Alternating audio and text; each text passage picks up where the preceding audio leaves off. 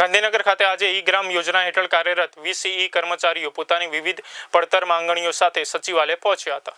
Commission આધારિત વેતન પ્રથા બંધ કરી લઘુત્તમ ફિક્સ વેતન આપવામાં આવે તેવી મુખ્ય માંગ સાથે કર્મચારીઓએ રાજ્ય સરકાર સામે ફરી એકવાર અવાજ ઉઠાવ્યો છે।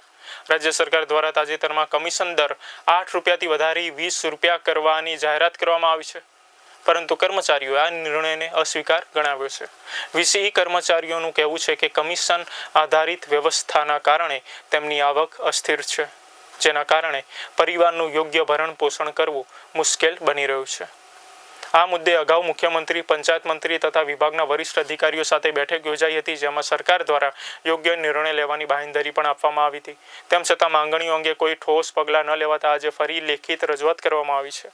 20 કર્મચારીઓની 4 મુખ્ય માંગણીઓમાં કમિશન પોલિસી બંધ કરી લઘુત્તમ ફિક્સ વેતન આપવું, જોબ સિક્યુરિટી સુનિશ્ચિત કરવી, આરોગ્ય વીમા કવચ પૂરું પાડવું તેમજ અગાઉ છૂટા કરાયેલા 20 કર્મચારીઓને ફરીથી નોકરી પર લેવા જેવી માંગો સામેલ છે। ગુજરાત પંચાયત કોમ્પ્યુટર ઓપરેટર મંડળના મહામંત્રી પંકજ પરમારે જણાવ્યું કે સરકાર જો કમિશન પ્રથા બંધ કરીને ફિક્સ વેતન અમલમાં મૂકે તો 20 કર્મચારીઓ પોતાના પરિવારને સારું ભરણ પોષણ આપી શકે। તેમણે સરકારને અપીલ કરી કે ઈ ગ્રામ યોજના હેઠળ કાર્યરત હજારો કર્મચારીઓની વર્ષોથી ચાલી આવતી માંગણીઓનું તાત્કાલિક સમાધાન લાવવામાં આવે, નહીતર આવનારા દિવસોમાં આંદોલન વધુ ઉગ્ર બનાવવાની ચીમકી પણ ઉચ્ચારી હતી। માનનીય સીએમ સાહેબ, ડેપ્યુટી સીએમ સાહેબ તેમજ પંચાયત મંત્રીશ્રીના અમારા વિષયના જે પ્રશ્નો છે તે બાબતે રજૂઆત કરવામાં આવી છે। છેલ્લા 7-8 વર્ષથી લઈને અમે વારંવાર સરકારશ્રીને રજૂઆત કરી છે કે જે કમિશનની જે પોલિસી છે તે પોલિસી હટાવી અને એક ફિક્સ વેતન, એક લઘુત્તમ વેતન આપવા બાબતે સરકારે યોગ્ય નિર્ણય કરવો જોઈએ। આ બાબતે સરકારે એમને બાંયધરી આપી છે કે તમારા પ્રશ્નનું નિરાકરણ કરીશું, પરંતુ હજુ સુધી અમારા પ્રશ્નનું કોઈ નિરાકરણ થયું નથી।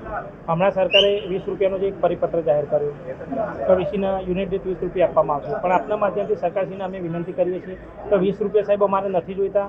સરકારશ્રી એ 20 રૂપિયાનું જે કમિશન નીતિ છે એ બંધ કરી અને એક ફિક્સ વેતન, એક લઘુત્તમ વેતન આપવામાં આવે, જેથી કરીને જે ગ્રામ્ય કક્ષાએ જે સરકારશ્રીની તમામ યોજનાઓ છે જેના વિશેષ છેવાડાના માનવ સુધી પહોંચાડી અને સરકારશ્રીની તમામ યોજનાઓને સફળ બનાવે છે। આજે ગ્રાઉન્ડ લેવલ ઉપર કામગીરી જે વીસી કરી રહ્યા છે એ કમિશન નીતિના લીધે શોષણનો ભોગ બની રહ્યા છે। આ સરકારે શોષણ દૂર કરી અને એક સન્માનજનક એક લઘુત્તમ વેતન સરકારે આપવું જોઈએ એવી સરકારશ્રીને અમે નમ્ર સાથે આજરોજ વિનંતી કરી છે અને રજૂઆત કરી છે।